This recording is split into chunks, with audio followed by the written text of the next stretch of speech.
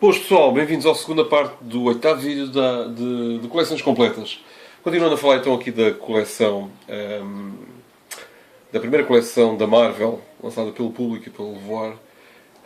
Passando aqui para o quarto álbum, que teve vários problemas. Falando da edição em primeiro lugar, eu estive a ler uns comentários que foram publicados na Central Comics. E a explicação foi que, com respeito aos problemas que este álbum teve, as páginas vieram todas coladas. O álbum tem várias páginas em que a cor é completa. Não existem caixas brancas típicas dos quadradinhos. Portanto, existe cor completa, exatamente como aqui, estão a ver aqui, exatamente as barras brancas. Mas a maior parte do álbum não é assim. Tem cor completa em todos os cantos.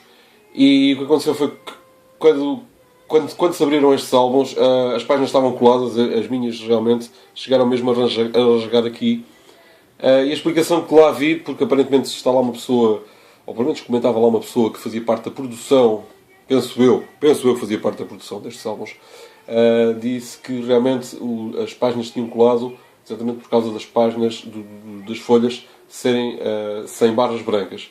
O que se passa é que houve outros álbuns nesta coleção, exatamente assim como este, e as páginas não colaram. O que aconteceu foi que eles fizeram merda e da grossa, e as páginas...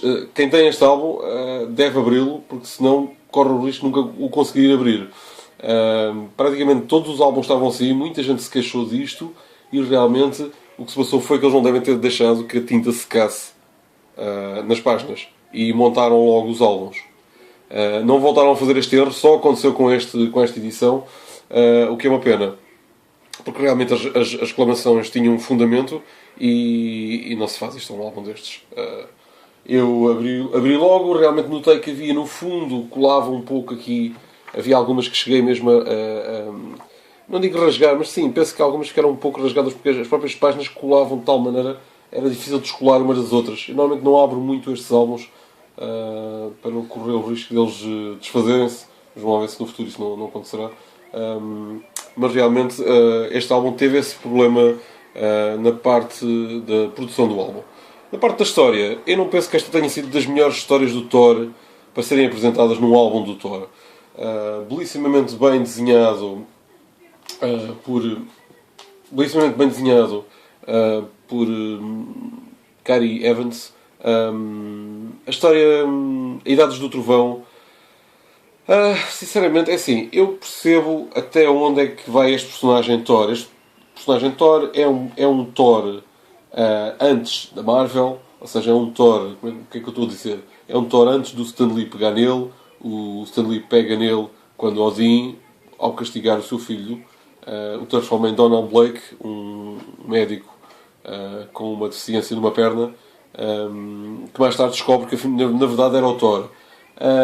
Aqui estas histórias passam-se antes desse castigo e realmente vemos aqui o Thor, um príncipe mimado, um pouco como no filme, não sei, eu penso que a maior parte de vocês devem ter visto o filme, e então a identificação é um pouco essa, um príncipe mimado que não fazia nada do que o pai lhe dizia. Até aqui eu entendi o personagem do Thor e realmente bate certo com aquilo que será. O que eu não entendi foi uma determinada altura, Loki, que é tratado por Odin abaixo de cão.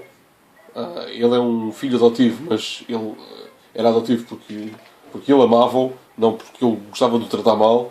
Ele leva Encantador a um gigante do gelo, que a toma como sua esposa. Enganada por Loki, a deusa fica com o gigante do gelo. Thor é enviado pelo pai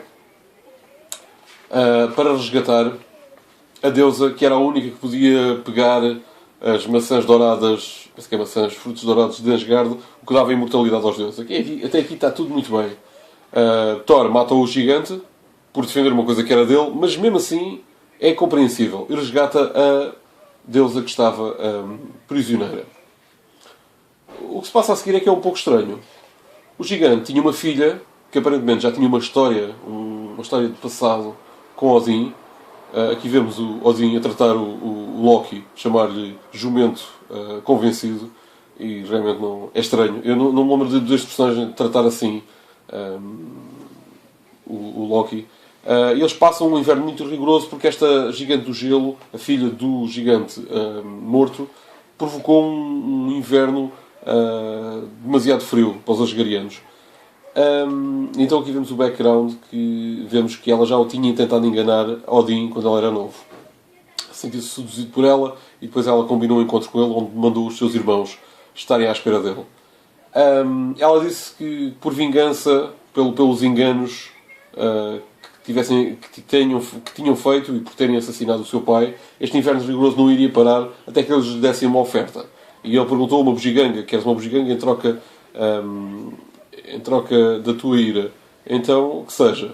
E pede aos anões, penso que é aos anões, eu penso que é aos anões, agora se estou a dizer mal, esses anões que façam objetos para satisfazer a vontade da gigante do gelo.